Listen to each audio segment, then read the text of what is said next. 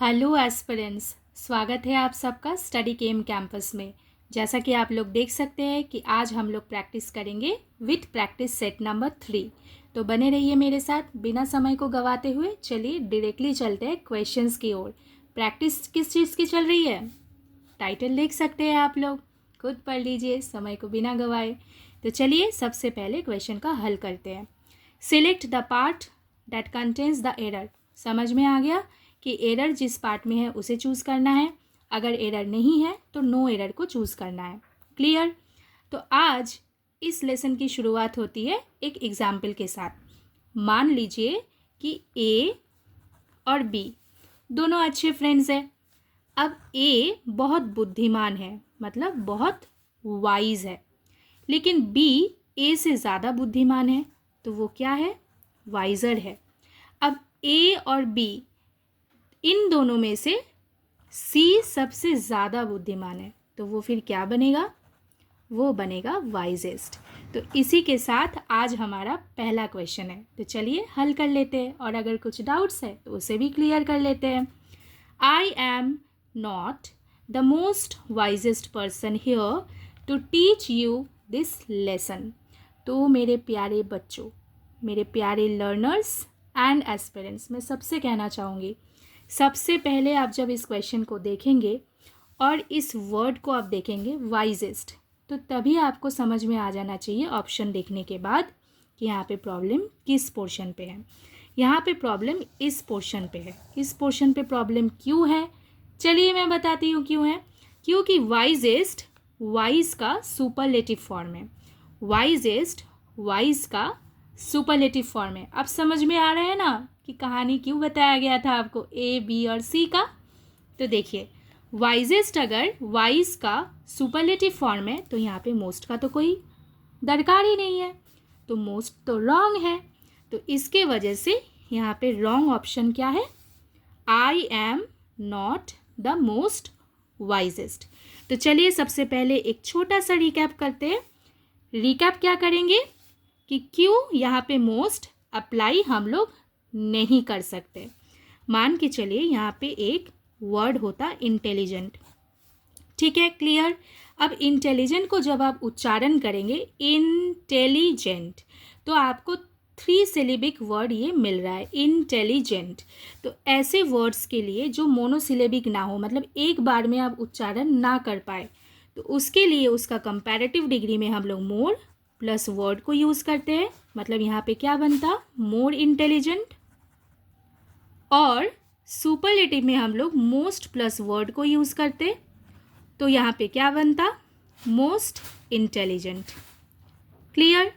लेकिन यहाँ पे एक छोटा सा वर्ड है जिसको हम लोग बहुत आसानी से उच्चारण भी कर लेते हैं। इस वर्ड को हम लोग क्या बोलते हैं? वाइज।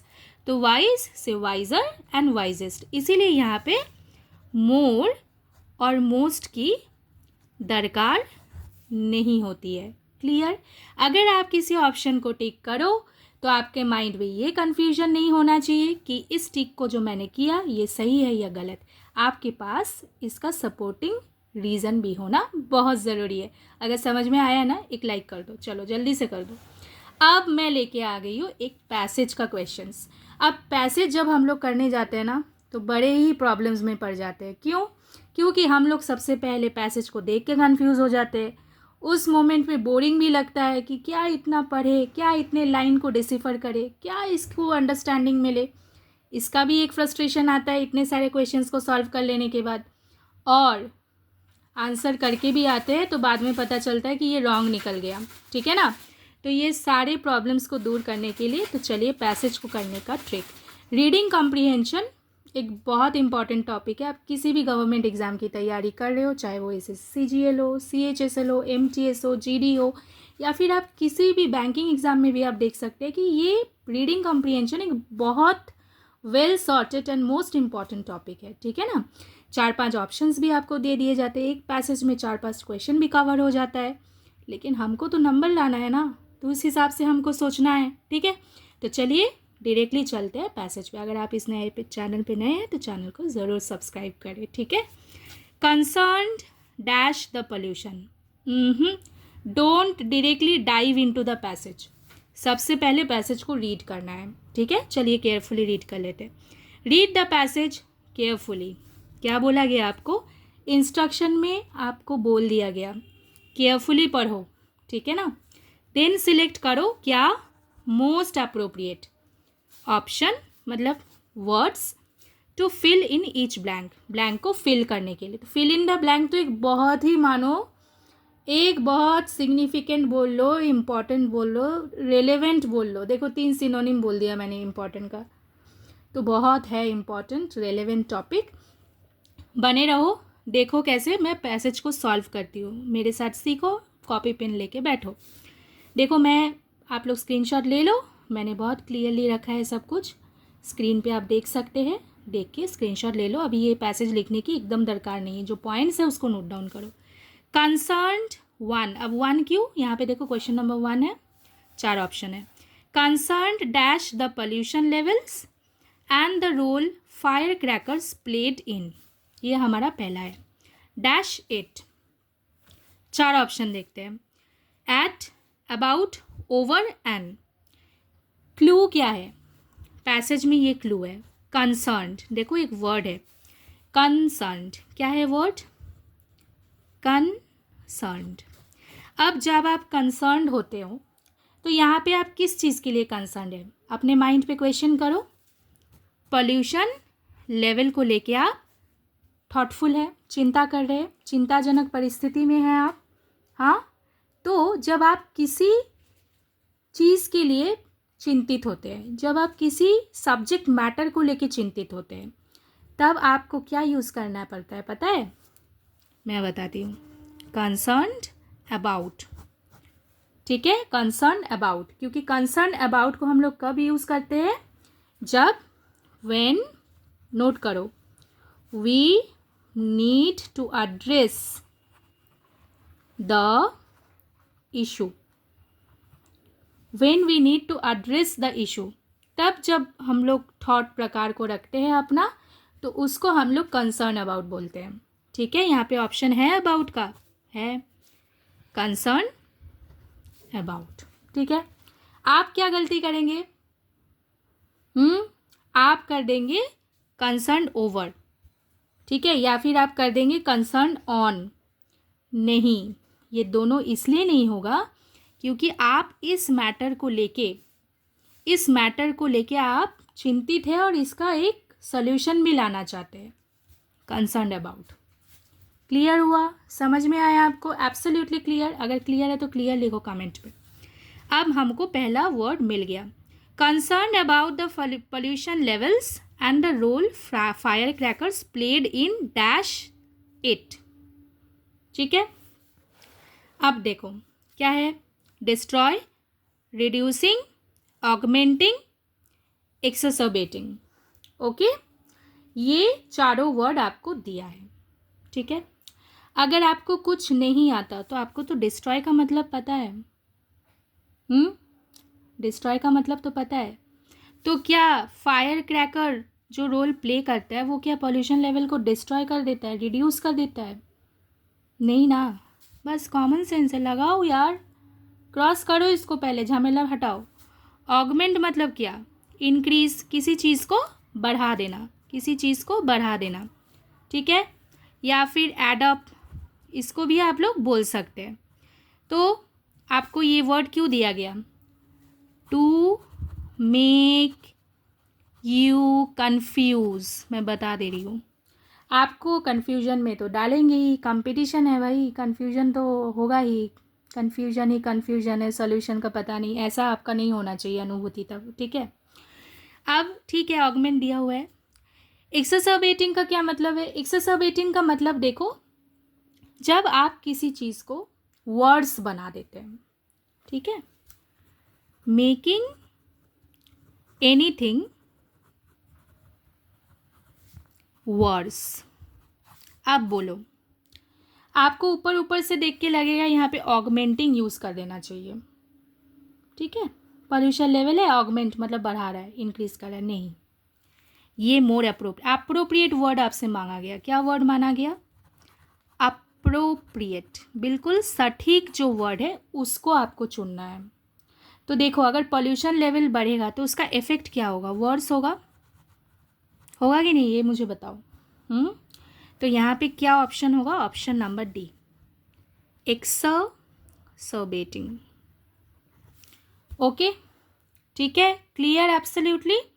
चलो अब नेक्स्ट क्वेश्चन को देखो। नेक्स्ट क्वेश्चन में जाने से पहले देख लेते हैं। अब यहाँ से फिर से पढ़ेंगे। Concern about the pollution levels and the role fire crackers played in exacerbating it, the Supreme Court last October banned the sale. ठीक है, सेल को बैन कर दिया गया, यूज़ को बैन कर दिया गया, मैन्युफैक्चर को भी बैन कर दिया गया। किस चीज़ का, क्रैकर्स का। ठीक है, दैट डैश नॉट ग्रीन।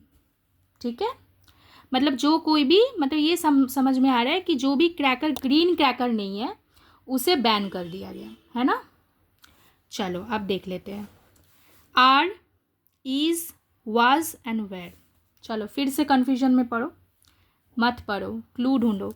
देखो ये क्लू है, ये एक टाइम समझा रहा है।